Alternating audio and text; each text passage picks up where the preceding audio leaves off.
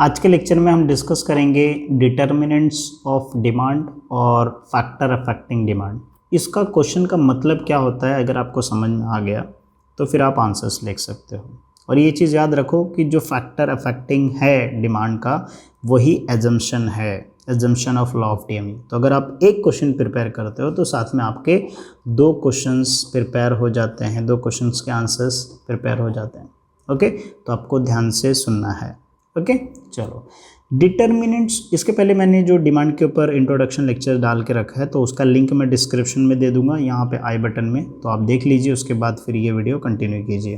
Okay, चलो अब लोग डिस्कस करते हैं। डिटर्मिनेंट्स ऑफ डिमांड मतलब ये होता है कि ये जो डिमांड है, डिमांड या तो फिर इंक्रीज होगा या तो फिर क्या होगा, डिक्रीज होगा। ठीक है, डिमांड या तो फिर इंक्रीज होगा या तो डिक्रीज होगा। तो डिमांड इंक्रीज और डिक्रीज क्यों होता है, उसके कौन कौन से रीज़न है, कौन कौन से कारण हैं जिसकी वजह से डिमांड इंक्रीज और डिक्रीज होता है, उसी को हम क्या बोलते हैं, डिटर्मिनेंट्स ऑफ डिमांड। मतलब कौन कौन से ऐसे फैक्टर हैं, कौन कौन सी ऐसी चीज़ें हैं जो डिमांड को क्या करती है, अफेक्ट करती है। डिमांड को अफेक्ट करती है मतलब डिमांड को या तो इंक्रीज कर देगी या तो क्या करेगी, डिक्रीज, कम कर देगी, मतलब बढ़ा देगी या तो घटा देगी। तो कौन कौन से फैक्टर्स हैं, तो वो सारे फैक्टर्स के बारे में हम पढ़ने वाले हैं। समझ में आ गया क्वेश्चन का मतलब? क्वेश्चन का मतलब क्या बताया कि कौन कौन से ऐसे फैक्टर्स हैं, थिंग्स हैं जो डिमांड को क्या करते हैं, घटाते हैं, बढ़ाते हैं। मतलब डिमांड जिसकी वजह से घटता है और बढ़ता है, तो कौन कौन से ऐसे रीजंस हैं, तो वो सारे हम पढ़ने वाले हैं फैक्टर्स। तो पहला जो फैक्टर है प्राइस फैक्टर है। अब हमने प्राइस फैक्टर में स्टार्टिंग में ही पढ़ा था कि अगर कोई कमोडिटी का प्राइस बढ़ता है तो उस प्रोडक्ट का डिमांड क्या होगा, घटेगा। हायर प्राइस पे क्या करेंगे, लोअर डिमांड करेंगे। सेम वे अगर प्राइस क्या होगा, लो होगा तो डिमांड क्या करेंगे, हाई करेंगे। सो लोअर, हायर प्राइस पे लोअर डिमांड करेंगे, लोअर प्राइस पे हायर डिमांड करेंगे, है ना। तो वो अब प्राइस के घटने और बढ़ने की वजह से डिमांड भी क्या होता है, घटता है और बढ़ता है। उसी को हम पहला फैक्टर बोलेंगे प्राइस। जैसे यहाँ पे लिखा है price is one of the most important factor, ये सबसे इंपॉर्टेंट फैक्टर है डिमांड के लिए। जहाँ पे व्हेन प्राइस राइजेस, राइज मतलब बढ़ना, okay, when price rises demand fall, जब प्राइस बढ़ता है तो डिमांड क्या होता है, फॉल होता है। एंड व्हेन प्राइस फॉल, जब प्राइस गिरता है तो डिमांड क्या होता है, राइज होता है। समझ में आ गया? Okay, next income. इनकम को हम इकोनॉमिक में वाई से डिनोट करते हैं। आप ऐसा मान लीजिए कि अगर कंज्यूमर का इनकम ज़्यादा रहेगा तो वो डिमांड क्या करेगा, if consumer income is more then he will demand more, when consumer income is low then he will demand low, he will demand less. So यहाँ पे देखो लिखा है income is directly related to demand. जो income है वो demand से directly related है। क्यों? इफ़ कंज्यूमर इनकम राइजेस, अगर कंज्यूमर का इनकम राइज होगा, बढ़ेगा, तो डिमांड भी क्या होगा, बढ़ेगा। अगर कंज्यूमर का इनकम फॉल होगा तो डिमांड भी क्या होगा, उसका फॉल होगा। समझ में आ गई मेरी बात? चलो तीसरा डिटर्मिनेंट्स, तीसरा डिटर्मिनेंट क्या, तीसरा डिटर्मिनेंट्स ये बोलता है price of substitute goods. Substitute goods मतलब एक जैसा, हूबहू गुड्स, जैसे पेप्सी एंड कोला एक जैसे हैं, ठीक है। अगर आप टूथपेस्ट में लेते हो तो जैसे पेप्सोडेंट हो गया या कोलगेट हो गया, कोई भी जितने भी ब्रांड है, राइट, सेम वो सब्सिट्यूट गुड्स हो गया, है ना। तो अब इसमें क्या होता है, टी एंड कॉफ़ी का भी एग्जांपल ले सकते हो, वो भी सब्सिट्यूट है।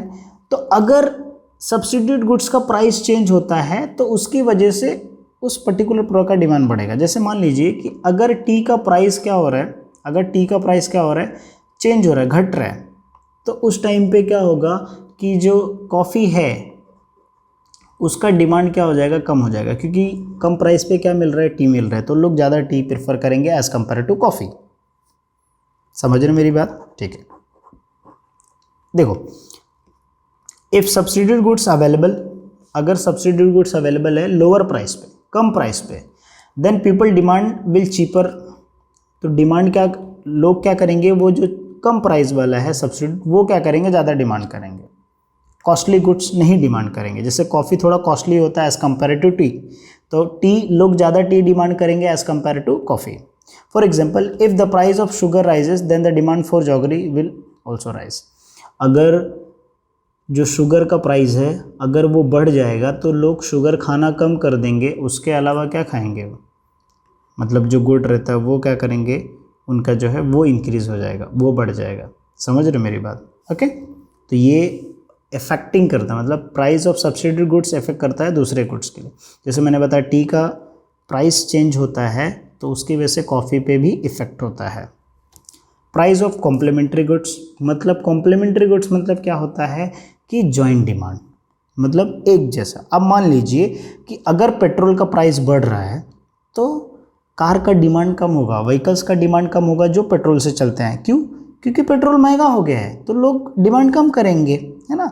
लेकिन पेट्रोल जब सस्ता होगा तो कार या जो भी व्हीकल जो पेट्रोल से चलता है उसका डिमांड लोग ज़्यादा करेंगे, है ना। वो क्या होता है, कॉम्प्लीमेंट्री डिमांड।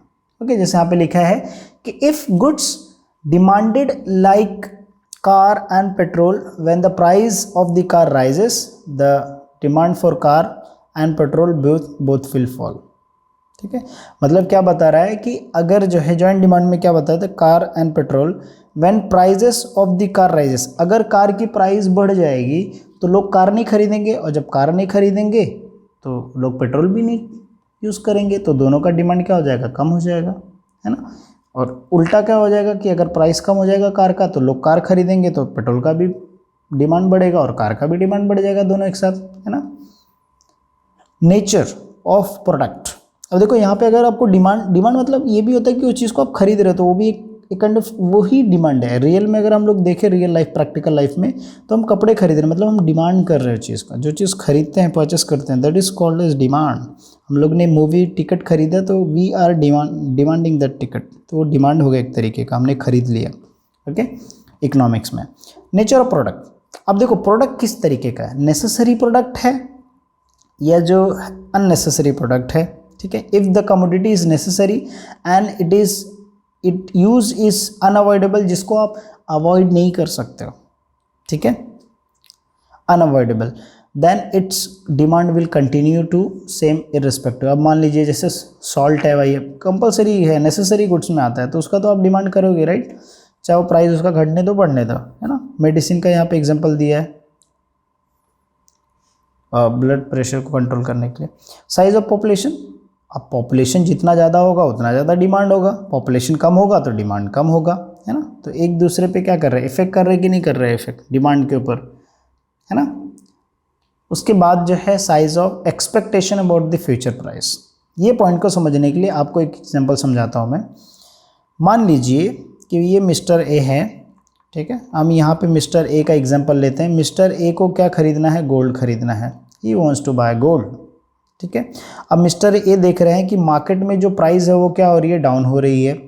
तो मिस्टर ए ने क्या सोचा कि मुझे गोल्ड खरीदना है लेकिन मार्केट में प्राइस कम हो रहा है, तो एक काम करता हूँ मैं थोड़े दिन रुक जाता हूँ, 1 वीक या 2 वीक रुक जाता हूँ तो प्राइस और कम हो जाएगा तब मैं खरीदूँगा। तो मिस्टर ए ने सोचा था और प्राइस मार्केट में वापस से डाउन हो गया और कम हो गया प्राइस। अब मान लीजिए कि यहाँ पे 50 के से क्या हो गया, 50 के से वो जो हो गया 45 के हो गया, अब 5000 कम हो गया। तो मिस्टर ए सोच रहे हैं कि जब 50 से 45 के हो गया तो मैं 2 वीक और रुक जाता हूँ तो प्राइस क्या हो जाएगा, और डाउन हो जाएगा। तो वापस से 42 हो गया, 45 से 42 हो गया। तो मिस्टर ए वापस से सोचते हैं कि मैं थोड़ा और रुक जाता हूँ, प्राइस जब 40,000 हो जाएगा तब मैं क्या करूँगा, गोल्ड परचेस करूँगा। मतलब क्या हो रहा है यहाँ पे, एक्सपेक्टेशन। मिस्टर ए क्या कर रहे हैं, एक्सपेक्टेशन कर रहे हैं कि प्राइस और कम होगा, ठीक है, फ्यूचर प्राइस में क्या होगा, और कम होगा। लेकिन सडनली क्या होता है, प्राइस बढ़ जाता है, 42 से वापस से क्या होता है 48 हो जाता है, 48 हो जाता है। तो मिस्टर ए क्या करते हैं, ये प्राइस पे खरीद लेते हैं। अब क्या हुआ कि जब एक्सपेक्टेशन, अब इन्होंने क्या एक्सपेक्टेशन किया, अगर मैं 2 वीक और रुका तो ये 48 का वापस से 50,000 या उससे ज़्यादा हो जाएगा, तो फिर तो ये प्राइस पे क्या करते हैं, खरीद लेते हैं। तो एक्सपेक्टेशन की वजह से, जो फ्यूचर प्राइस एक्सपेक्टेशन की वजह से डिमांड क्या होता है, घटता है, बढ़ता है कमोडिटी का, ठीक है। If consumer expect fall in price of the commodity in near future they will demand less, इसके लिए इन्होंने डिमांड नहीं किया था, ठीक है।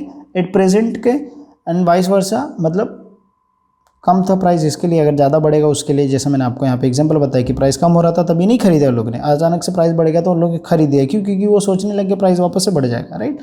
It shows the expectation affect the future demand. Expectation क्या करता है, अफेक्ट करता है फ्यूचर डिमांड के लिए। एडवर्टीजमेंट, ओके, एडवर्टाइजमेंट और एडवर्टीजमेंट। अब देखो, जितना अट्रैक्टिव एडवर्टीजमेंट होगा उतना ज़्यादा उस चीज़ का डिमांड होगा, जितना कम अट्रैक्टिव डिमांड एडवर्टीजमेंट होगा उतना कम डिमांड होगा। ठीक है, आजकल तो आप अट्रैक्टिव एडवर्टीजमेंट देखते ही है ना। मुझे सबसे अट्रैक्टिव ऐसे बहुत सारे एड्स देखे जिसमें से मुझे एक परमानेंट मार्कर का बहुत अट्रैक्टिव डिमांड था। उसके बाद जो फेविकोल का था, वो एलियन आते हैं, फिर खेत जोताते हैं वो लोग, सब लोग को कुएं में हवा में उड़ाने लगते हैं, फिर वो फेविकोल डाल देता है कुएं में, फिर वो सब लोग नीचे आ जाते हैं। वो अट्रैक्टिव एडवर्टीजमेंट काइंड ऑफ वो अच्छा था। ठीक है, मैं यहाँ पे प्ले नहीं कर सकता वीडियो में, नहीं तो कॉपीराइट आएगा, इसके लिए जो है आप वो देख सकते हैं ऐड जाके। फिर उसके बाद टेस्ट हैबिट एंड प्रेफरेंस। अब लोगों का टेस्ट प्रेफरेंस हैबिट चेंज होगा तो जाहिर सी बात है लोग डिमांड चेंज करेंगे ना। अरे भाई, पहले मैं जो है वेजिटेरियन था, अब नॉन वेजिटेरियन हो गया, तो मेरा डिमांड चेंज हो जाएगा, नॉन वेजिटेरियन से नॉन वेज पे शिफ्ट हो गया, है ना। पहले जो है मेरा जो मतलब जो मेरा लाइफस्टाइल था चेंज हो गया, तो मेरा डिमांड भी क्या होगा उसके हिसाब से चेंज होगा, राइट। तो वही चीज़ बता रहा है कि change in taste also change in demand for commodity. Example के तौर पे fast food has increase in recent year. जाहिर सी बात, आप देख लीजिए, लोग फास्ट फूड क्या करते हैं, ज़्यादा प्रेफर करते हैं बाहर खाना, जो बाहर के खाने रहते हैं। लेवल ऑफ टैक्सेशन, अगर लोग ज़्यादा टैक्स भरेंगे तो लोगों के पास जो मनी रहेगा, इनकम रहेगा, वाई फॉर इनकम, वो क्या करेंगे, कम खर्चा करेंगे। अगर लोग टैक्स कम भरेंगे तो लोग खर्चा ज़्यादा करेंगे। अब मान लीजिए कि आपका 10,000 इनकम है, 10,000 में से आपने जो है 1,000 जो है, यहाँ पे मैं लिखता हूँ शॉर्ट में ताकि आपको अच्छे से विजिबल हो। आपका इनकम कितना है, 10,000 है, आपने टैक्स कितना भरा, 1,000 आपने टैक्स भर दिया, आपके पास बचा कितना, 9,000 बचा, तो आप खर्चा कितना करोगे, 9,000 करोगे ना, है ना। अगर आपने टैक्स 1,000 के बजाय 2,000 पे किया तो आप कितना खर्चा करोगे, 8,000 करोगे। तो टैक्सेशन पॉलिसी भी काफ़ी ज़्यादा इफेक्ट करती है, ठीक है, डिमांड के ऊपर। Weather condition basically climate condition होता है, ठीक है, उसकी वजह से भी डिमांड क्या होता है, घटता बढ़ता। अगर बारिश ज़्यादा हो जाएगी तो उस चीज़ का डिमांड मतलब इंक्रीज़ और डिक्रीज़ हो सकता है ना।